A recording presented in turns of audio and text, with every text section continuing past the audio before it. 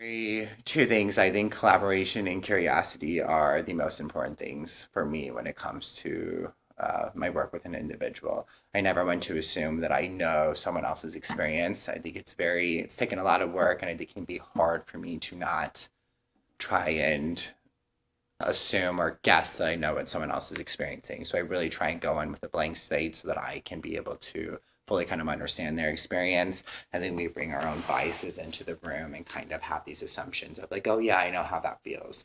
But that actually works against me a lot of the time. So I think that is something that I bring very well. And I think the collaboration piece, like I said, I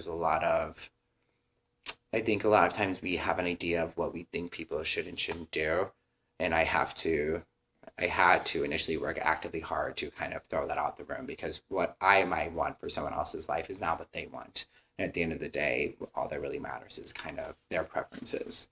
And then second, I think is curiosity. And I would say I think curiosity is the answer to everything. Kind of back to even some of these really shame-driven topics, like to be able to talk and view them from a curiosity standpoint, I think is what helps propel people forward, because we're so used to kind of viewing these areas through a shame-driven lens or whatever lens. And I think once I get them to a place where they separate from the problem and they can really look at it from a curiosity standpoint, ask different questions, that I think is where kind of the switch starts to happen in their head.